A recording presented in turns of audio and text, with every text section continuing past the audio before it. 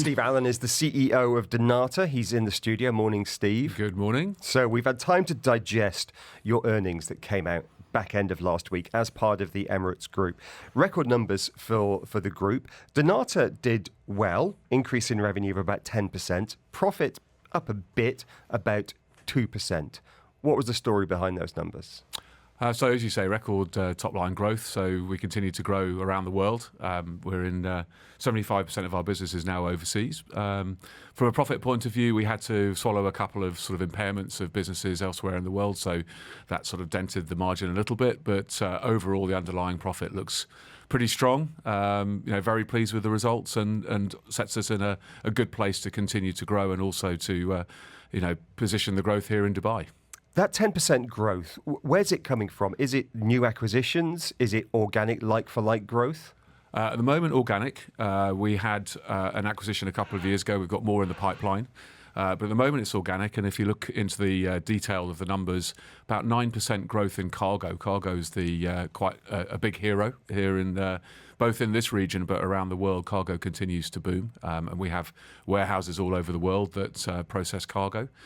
We've grown top line on our travel business, 9% increase in transactions on the travel side, which again, quite exciting as this region continues to grow, more and more people traveling, and we support them through Dnata Travel. And some growth on the ground handling side as we, in particular, we started up operations in Rome, Fiumicino, which is now our second biggest operation anywhere in the world.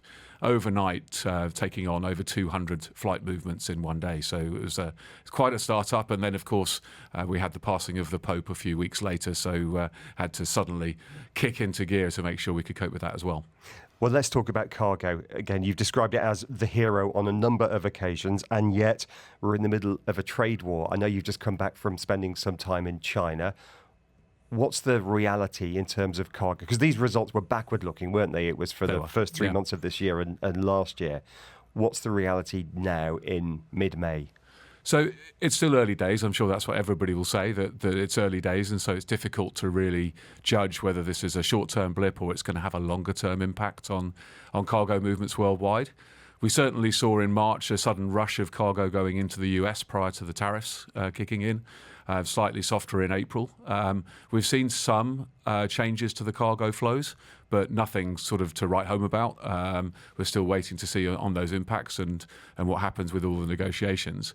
But what's for sure is that we have operations all over the world, and in fact, in the US, our cargo business is relatively small. So from our point of view, we're eagerly awaiting to see whether more cargo will flow our way in places like Amsterdam, Toronto, Sao Paulo, places like that. From my visit to China, it was clear that the Chinese obviously not happy with the tariffs, but agile as ever, talking about redirecting some of the trade to elsewhere in the world, concentrating on other locations in the world that they've not concentrated on before, hoping to grow in those parts of the world. And then, of course, if and when the US comes back in volume for them, then it will be a win-win. You've just been to China. You've just done a deal with India, Air India and Air India Express, back in the Dnata fold after a 10-year hiatus. Yeah. How significant is that for the UAE in particular, given that Air India is going through this incredible transformation and incredible expansion at the moment? You've got that great opportunity, and yet you've got the aeropolitics and the lack of slots between India and the UAE. That's right. And for us in Dnata, we don't really deal in the aeropolitics. We handle whatever comes our way. At the moment, the Indian airlines, Air India and Air India Express, have about 280 movements a week into the UAE. So a very hefty chunk of aircraft coming in, which we have now recently signed a deal to do all their sales and marketing in the UAE. So a big deal for us. But if you look at their growth plans, those are even stronger. And as they gradually refine Air India and Air India Express into full-service modern airlines, I believe they're going to be a serious player in the region. Let's talk about DWC and the move up there. You've already started building a logistics centre up in Dubai South ahead of that move. What's the timeline as you see it for moving up there? So anywhere sort of 2032 to 2034, I think, in my view, it's early 30s. Obviously, the plans are still being finalised, so but the build time will be affected by the contracts that are awarded. But overall, a hugely exciting project. I mean, it's a dream for somebody like me in the airport business for over 30 years to have a greenfield site to be able to design the biggest airport in the world. We're working extremely hard on making sure it is the most customer-friendly airport in the world, all the latest modern technology, the latest equipment, the most sustainable airport in the world. The great thing about Dubai is that when they decide on a project like this, all of the entities that are involved get together and collaborate and design something that's truly spectacular. How much of your time is that taking up at the moment? It's nearly a decade away, but how much of your time? My time personally, probably about 5% of my time. I review the plans on a regular basis. I meet with my counterparts, on a regular basis to make sure it's on track. But we have teams that are working daily on the designs and really refining exactly what's required. And how big a part of your Dubai business is DWC at the moment?